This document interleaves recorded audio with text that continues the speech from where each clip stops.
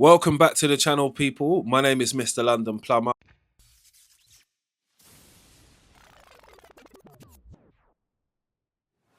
We're on a call out in Mayfair today. So I wanted to take you guys with me just to show you the hustle and bustle and remind you lot, if I'm on your Christmas list, make sure you send the present, guys, yeah?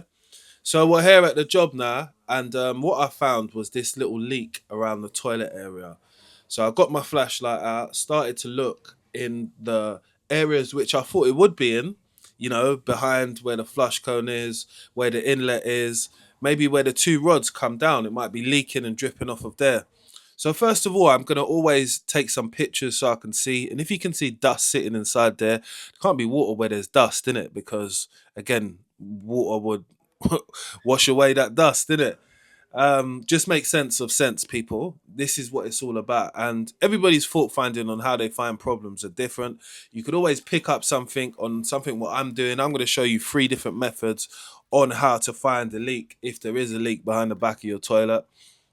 Wherever it is, you'll still find it with all of these methods. So the first one is the flashlight one, obviously, and then you want to take photos of things what you can't see in it, because I physically can't fit my head down the back of that toilet. I hope you lot know that my head is never that big; it's way smaller. Organized. So you need some evidence of what you saw, and that's what the photos will be. And then the next thing, what I'm constantly doing now, is running the toilet, running it. Because if it leaked before, my idea is that it will appear again when it's been used. So we have to run it through its cycle a few times. I think I flushed both of these toilets about 30 times while I was there. So I was very thorough, because I didn't want to come away from this job and then call me later and said, "Oh, I found it the next day," or "Oh, it's still leaking." And I waited until I posted this video as well. So I wanted to show you that there is no cracks in the front, on the sides, or any of the pans or anything like that. Because yes, you can get a little hairline crack and some water could drip down it. But that wasn't the problem. So I went back to the drawing board, and I'm never defeated, because sometimes when you don't see something the first time, especially when you're looking for a leak, yeah, it takes this thing called patience. And if you haven't got patience, yeah, you're not going to find these things as easy as you could, because it could be in plain sight in front of your eyes, but you didn't see it. And again, taking some photos and some videos as well always allows you to see something what you didn't see. Like on the way back, I was playing this back, saying, "No, I'm 80% sure that it's not from any of these places." And I had to do that by having some pictures, having some videos, having a second look at it, allowing it to run a few times, and then testing it again after it's been run and see if the water has built up or went away. But at this point, yeah, I start saying, what should you do next, innit? So I had to think about if there was going to be any other reasons for water to be splashed on the floor. So yes, you have got a wash hand basin which is quite close to it, but I don't feel the wash hand basin was powerful enough to splash the water over onto the floor. So I ruled that out as a conclusion of how it could have happened. But again, you always need your reasons and possibilities, because sometimes the backstory when you go to things like this is the reason how you're going to solve it.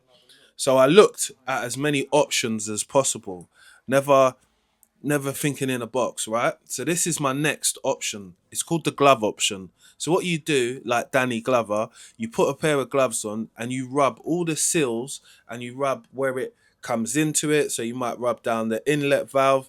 I might rub down the two screws which hold down. And if I find nothing is wet, yeah, then nothing is leaking from it. I don't know what else to say. Obviously, I can't feel deep inside the pan, but I can see that there is dust around the inside, which you can see we're upside down at the moment. Sorry about the camera angle, but I have to get in there like Ray Mears. Do you get it? You have to get some of this footage, which is unsteady, shaking about. You know that I'm really in the field. Anyway, enough ad-libbing, people. But you get what I mean, innit? So I've now touched all of it, and now I'm going to show you my hands, what it's like. Bone dry, bone dry. Baffled me for a second, but I thought, how else could this happen in a toilet? And that's how I think when I'm on the job, because at this point you got to remember I'm still on a call. So if I can finish the job as soon as possible, it's going to work in my favor, but I have to be 100% sure. And this is the thing about when you go out there, you can't rush some of these jobs. You got to take your time. You got to come up with a logical answer which makes sense.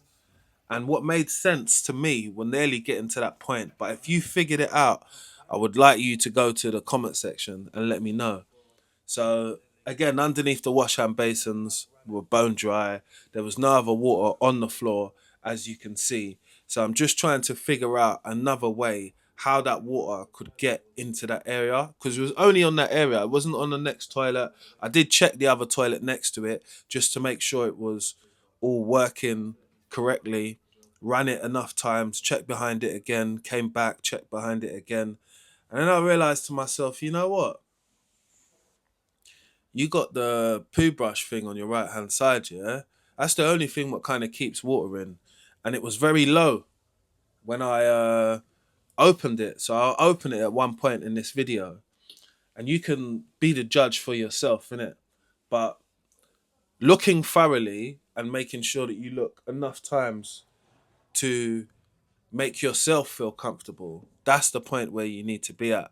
And I was quite comfortable. I just wanted to overlook, because I don't like things to slide and go past me and say that, I didn't see that. You know, like sometimes you don't see something, but I've got really good lighting. And this is another thing I want to say to you is having a good torch and good lighting. I've got two torches in this instance right now. And I've also got my phone light if I really do need it. But the place is lit up like the 4th of July. You don't need anything more than that. Two good torches that are very bright.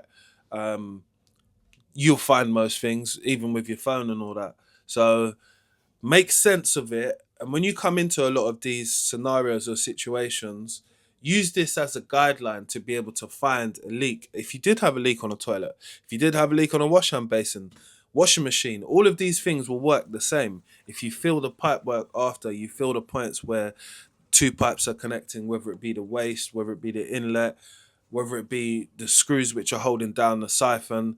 Again, this is a method which is tried, tested, formulated, and I think it's quite future proof, to be honest with you, because you need to have a process of elimination, and this is my personal process of elimination, which I'm sharing with you guys. Hope you guys like this type of content, so I will be doing a little bit more of this, and this is the moment I'm talking about when I look inside the poo brush and I say, look, there's not a lot of water in there, you know, in both of them. Makes me think, did someone just accidentally knock it down and then, this pool of water came around it? Because when you look, there's not that much pressure for it to be throwing it over there. So I wait on a little while longer and I test again, and I want to have a good look again, because now I'm up to about 28, maybe 30 times flushing. So I keep going a few more times, because I say to the manager that I don't want to leave and you have to call me. So I want to be super thorough. So I have another look. Again, it's not killing me another 15, 20 minutes. You're on the job already. Make sure you get a kneeling mat if you're doing stuff like this, because kneeling down at toilets and all that, it will bend up your back for the rest of your career. But be thorough, be due diligent, take some pictures, take some photos, so you can prove what you're saying, because the proof is what I am saying is in the pictures, it's in my practice. Testing the appliance, making sure that it's running and operating properly, making sure that I physically can't see any leaks, making sure that I'm felt the joints and stuff like that and there is no leaks. And again, I was happy after I convinced myself to say that it's not a crack from the inside or the outside. So where else could it be coming from? Timbuktu is my answer. But I really got a good understanding from the next day when I got a call from the person who I got the job from, and they said there weren't no leaks. So I put it down to that conclusion. And yeah, I feel I was quite right, people. But what you do is you learn from all of these jobs what you go to. So you'll start to see me doing more jobs like this and filming the process for you, because it's all part of it, innit? And I make sure Well, I'm asking you guys if you would like, share, and subscribe. And this is the place I was went in Mayfair. Nice little swanky place still, somewhere to take your bird. But now it's the time to go home. Like, share, and subscribe, people. It's Mr. London Plumber. Let's get it.